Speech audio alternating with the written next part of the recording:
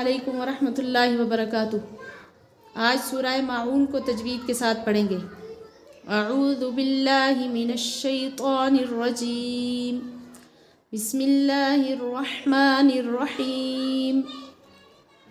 अरअयतल्लज़ी युकज़्ज़िबु बिद्दीन फ़ज़ालिकल्लज़ी यदु'उल यतीम वला यहुज़्ज़ु अला तआमिल मिस्कीन फ़वैलुल लिलमुसल्लीन अल्लज़ीना हुम अन सलातिहिम साहून अल्लज़ीना हुम युराऊन व यमनऊनल माऊन।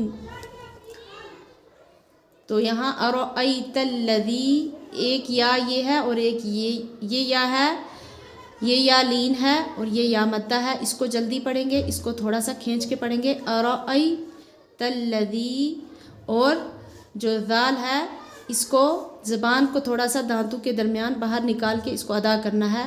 ये भी ज़ाल है। युकज़्ज़िबु बिद्दीन, तो यहाँ या साकिन से पहले ज़ेर आ रही है तो या क्या होगी, मद्दा होगी। तो यहाँ वक्फ़ करते वक्त नून को साकिन करेंगे बिद्दीन, और जहाँ वक्फ़ करते हैं वहाँ सांस भी तोड़ते हैं। फ़ज़ालिकल्लज़ी यदु'उल यतीम, यहाँ पे एक गलती ये करते हैं, यदु'उल पढ़ते हैं, यदु'उल नहीं है, आइन के ऊपर तशदीद है और यहाँ जिस हरफ पर तशदीद होती है उसको सख्ती के साथ पढ़ते हैं। यदु'उल, आइन को इस तरीके से सख्त आवाज़ के साथ पढ़ना है, यदु'उल नहीं पढ़ना, यदु'उल यतीम इस तरीके से पढ़ना है। वला यहुज़्ज़ु अला तआमिल मिस्कीन, तो को पुर पढ़ना है, ता की तरह बारीक नहीं पढ़ना, और आइन को अदा अच्छे तरीके से करना है। तआमिल मिस्कीन, क्योंकि अगर इन चीज़ों में गलती हुई, यानी तो को ता पढ़ा और आइन को हमज़ा पढ़ा, तो यही लहने जली हैं जो हराम है कुरान के अंदर। मिस्कीन की या भी मद्दा है और इसको भी थोड़ा सा खींच कर पढ़ेंगे। फ़वैलुल लिलमुसल्लीन के अंदर तनवीन का कायदा है। तनवीन दो पेश वाली तनवीन यहाँ है और इस पर 4 कायदे होते हैं, और यहाँ पे इदगाम का है, और वो भी इदगाम जो 2 तरह का होता है, उनमें से इदगाम बिला गुन्ना हुआ। तो इदगाम बिला गुन्ना पर गुन्ना नहीं होता, तो फ़वैलुल लिलमुसल्लीन क्यों हुआ इदगाम बिला गुन्ना? इसलिए कि तनवीन के बाद जो लाम आ रहा है वो हुरूफ इदगाम का है, और हुरूफ इदगाम में से जब रा और लाम आए तो उन पर इदगाम में बिला गुन्ना होगा, यानी बग़ैर गुन्ना के इदगाम करेंगे। फ़वैलुल लिलमुसल्लीन, साद को पुर पढ़ेंगे। अल्लज़ीना हुम, अल्लज़ीना की या मद्दा है, हुम जो मीम साकिन है इसके भी 3 कायदे हैं, इज़हार शफ़ी, इख़फ़ा शफ़ी, इदगाम शफ़ी, और यहाँ पे इन तीनों में से इज़हार शफ़ी होगा, जो मैंने पहले भी बताया है आपको कि मीम साकिन के बाद जब बा और मीम ना हों, यानी बा और मीम के अलावा कोई भी हर्फ आ जाए तो वहाँ मीम साकिन की आवाज़ को के ऊपर गुन्ना नहीं करना है, वहाँ इज़हार शफ़ी होता है, यानी यहाँ पे इज़हार शफ़ी हो रहा है। हुम अं पढ़ेंगे, हुम इस तरीके से नहीं पढ़ेंगे, हुम अं सलातिहिम। यहाँ नून साकिन पर कायदा कौन सा है? 4 में से इख़फ़ा।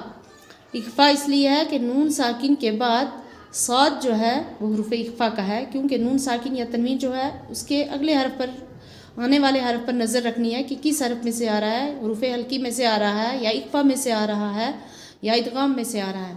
तो यहाँ साद जो है हुरूफ इख़फ़ा का है, इसलिए यहाँ पे क्या होगा, नून साकिन पर इख़फ़ा होगा। इख़फ़ा के माना है छुपाना, नून की आवाज़ को छुपा कर पढ़ेंगे।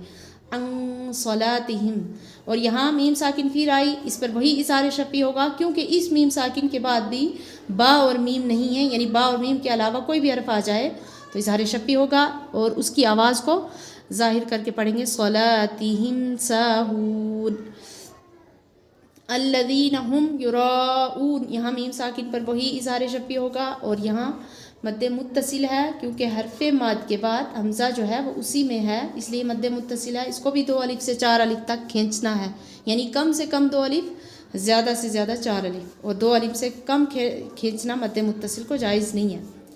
वयमनऊनल माऊन में ये दोनों वाव मद्दा हैं, और इनको थोड़ा सा खींच के पढ़ेंगे। अलिफ भी मद्दा है, इसको भी थोड़ा सा खींचेंगे। वयमनऊनल माऊन, वक्फ करते वक्त ज़बर गिर जाएगा, खाली नून बाकी रह जाएगा। تو اب آپ کو سمجھ میں آ گیا ہوگا. اگلے سبق تک اجازت دیجیے. اللہ حافظ.